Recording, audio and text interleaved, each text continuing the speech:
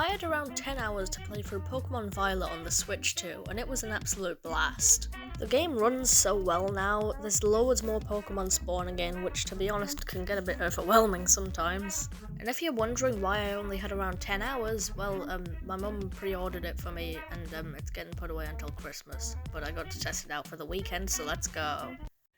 I can tell already this is a lot smoother. I had kinda two goals. I wanted at least one shiny, and I really wanted to get a shiny Rookidee. See how I did on those goals. So I designed my character, and for some reason the sky was grey, and I tried to check if you could remove the camera hood, but instead I found a really weird glitch. There we go.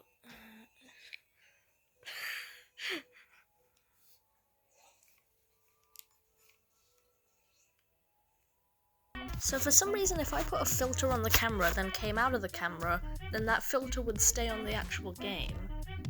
This and the sky being grey did not last very long though, because after I chose my starter I just reset and everything went back to normal. But on the topic of starters, who am I going to be choosing?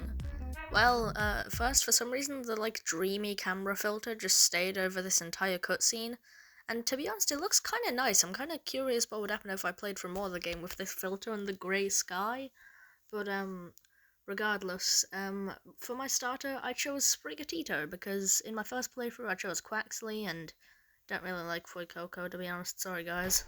You know how I said the game ran a lot smoother? Well, that goes for the cutscenes as well, just look at this.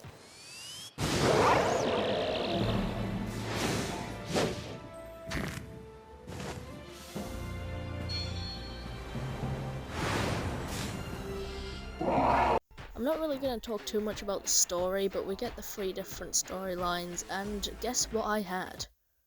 A Rookidee outbreak. But it was in a spot that was kind of bad, but after a while of knocking some Pokemon out, guess what happened?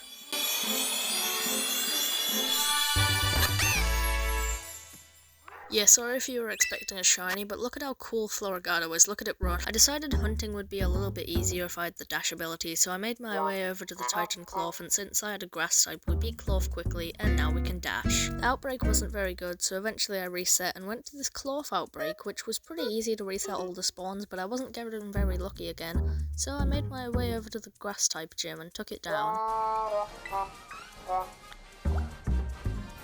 Wait a second, these Sunflora are moving at more than 5 FPS. Also, the fact that it was nighttime and raining, the vibe of this battle was just really cool, guys. I pretty much decided that I'd do a badge and then come back to the Cloth outbreak, do a badge, come back. Just, you know. You might be wondering why I want a shiny so badly, and it's partly because I'm obsessed, but also, I use one shiny for every playthrough, so, yeah, you know. My team was looking pretty weird. I wasn't really planning to keep that Shinx or that Skiddo, they were just kind of there for backup. I was kind of just throwing an Ultra Ball or two at whatever Pokemon I wanted, and if it broke out, I just decided to get something else. I tried saving this Cyclizar, but yeah, I don't even really know what happened here. I took down Katie's gym with my Shinx named Gift Kark, because I misspelled Gift Card, and he wasn't going to be a permanent member on my team, so it was pointless renaming him. I also eventually managed to capture this Meowth, who I decided to name French.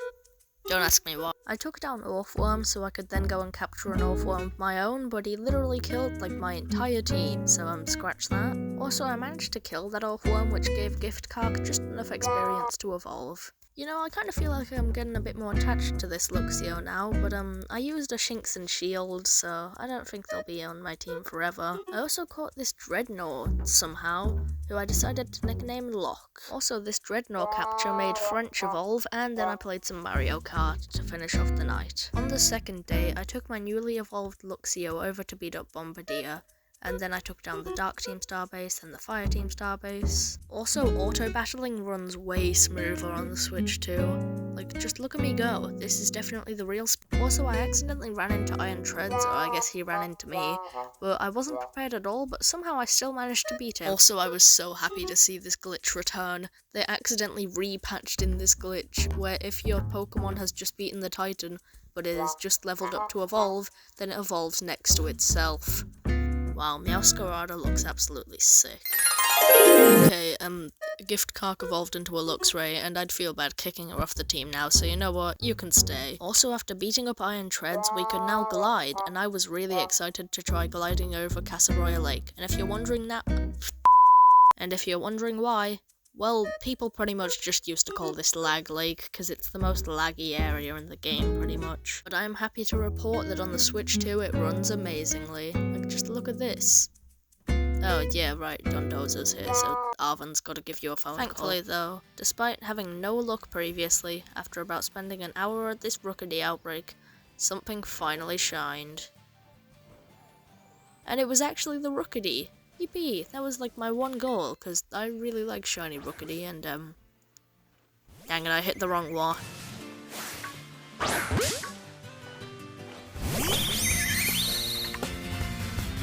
I was insanely excited, and I had no name ideas, so I just nicknamed her Piano. Who cares? This is a really great shiny, and it only gets better as it evolves, actually. Also, speaking of evolving, she was actually a level over evolving, so I just gave her a rare candy, and...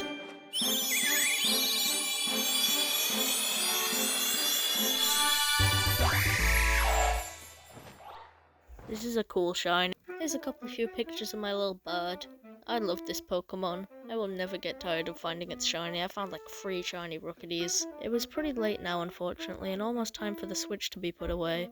But I quickly made my way over to this spot to beat up some Chansies and quickly evolve my Corviknight. Corvisquire into Corviknight. That's the second time I've made that mistake. Well, I was pretty much just about to do a little sentimental conclusion and take a few pictures of my team until I noticed something out of the corner of my eye, and I think if I accidentally went into this starbase here, then it would have despawned, but I'll give you 5 seconds to spot the shiny here.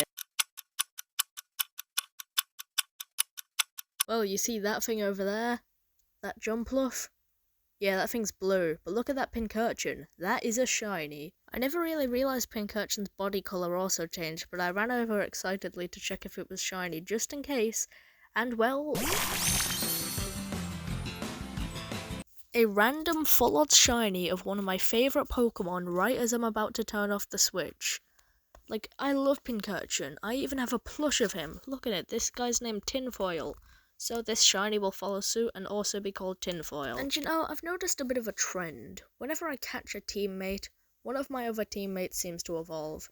And this shiny capture was just enough to get Piano to evolve. I forgot the name for a second.